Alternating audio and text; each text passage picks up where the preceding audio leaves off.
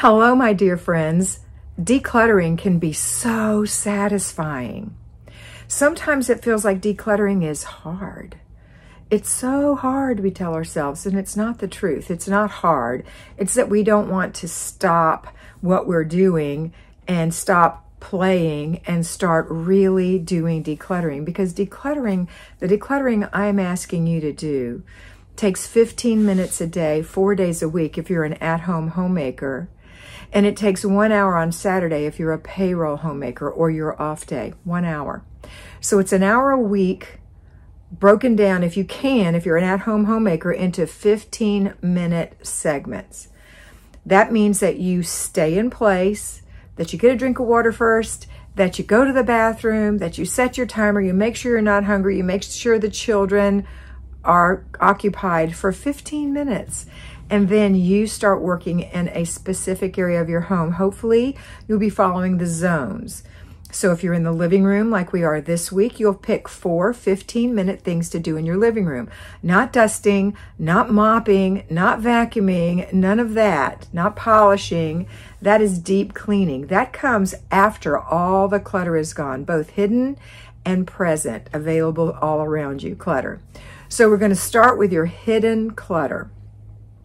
So in this example, you're going to open the cabinets, open the closets, look in the shelves, look in the drawers, and pick 4 units that are about an armful. Okay, so if you put your arms in a circle, about that much, an arm load. Okay, that's what you're working on. That's typically a small shelf, a drawer, something like that. So you pick 4 of those to work on. No, they're not all going to get done in 1 week. If your room hasn't been touched in years, or has been accumulating for years, and you've been trying to do it by working 6 hours at a time and shoving things into hiding places, well, that's not going to work. So you have to work for 15 minutes at a time, getting things done. So here's what you're going to do. You're going to go to your drawer, for example, and you're going to say, okay, this is what I'm working on, set my timer, plug myself in, don't get up and run around, stay right there. Make sure you come with a bag, a box, and a basket, a bag for trash, a box for giveaway, a basket for put away in some other place. And you start emptying that drawer, and you make this is the hard part. You make hard decisions. Decisions whether you want to keep it or give it away or throw it away. Here's your paradigm. It needs to be something you love, need, and or use. So if you open up the drawer and you find your egg spatula and it's been missing for an hour and a half or more, you know you love that or you need it, and you definitely use it, so it goes in your put away basket. Next, you're going to look at all the things in that drawer that need to stay. And I forgot to say, before you start, you need to determine what each of these areas is going to contain. So what is it going to contain? So you have to think about it. Is it going to be electronics? Is it going to be family games? Is it going to be the books that the family shares? It needs to be things that everyone enjoys, because this is a shared space. So think about what you're going to store in these places before you sit down and start storing. Remember again that this isn't a shared space. This is a shared space. So if you have something that's just unique to you, it doesn't belong in this room. It belongs in a box on your closet shelf. For example, you're crocheting, or in a bag in the bottom of your shelf, something like that. I know that you don't all crochet, but you get my point. So this isn't a place for individual crafts, okay? This is family things like a jigsaw puzzle or games on the TV or things like that, books. So determine what you're going to keep in this room, and then use that layout for when you're storing what's going to be kept in this particular drawer. So let's say when you open this drawer, you think, wow, this is a nice deep drawer. It will probably hold about 3 throws, and I usually have about 3 throws in this room. This will be a great place to keep the throws. So maybe that's what you put in there. And then everything else doesn't belong in there. So it either gets given away, let's say it's a duplicate, or it's something that you haven't used in years. Really be honest with yourself. Do I love this? Do I need this? Do I use this?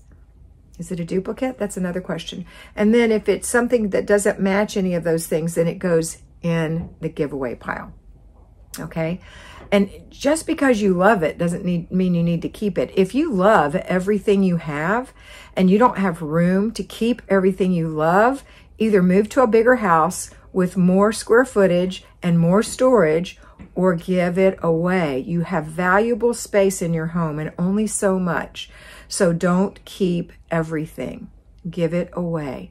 You can't love everything. Make some priorities. Do I love this a whole lot, or I love this a little bit? Or do I just tell myself, oh, I love that because it was my aunt's?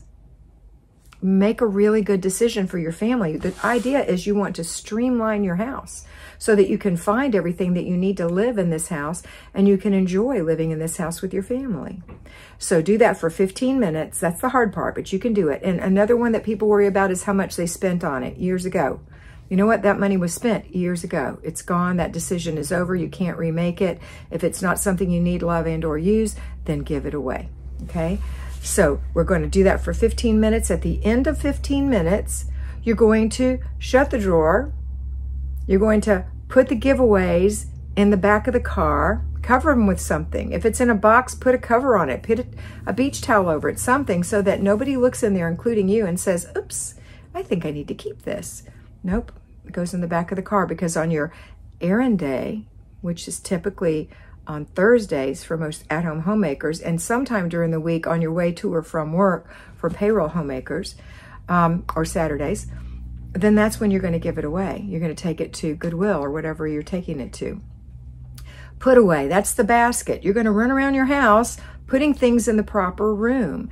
If there's no space on the shelves, at least put it in the room. Put it in a box behind something in the corner and tell the kids not to touch it, because you have to get to that room first to declutter, and it's going to take you a while. Have you ever done a refurbishment of a room in your house? Have you ever torn out your kitchen or known a friend who's done that? It is a huge mess, but in the end, it's beautiful. So sometimes it's never going to be a huge mess because we're just doing 15 minutes at a time, and we're completing the process by putting things in the right rooms, by putting the giveaway in the back of the car, and finally taking that garbage bag to the big garbage can, tie it in a knot so nobody can look and see what's in there either, including you. So it's not going to be as big of a mess as reconstructing a room would be, but it's still not going to be what you think it's going to be yet. It's going to take time. But do this every week, week after week, zone after zone, and eventually your whole house is going to slowly but surely evolve into the home you always thought you wanted to live in. Okay, that's it for today. I want you to remember that decluttering can be so satisfying if you have the right frame of mind. And always remember that you are beautiful. So be beautiful.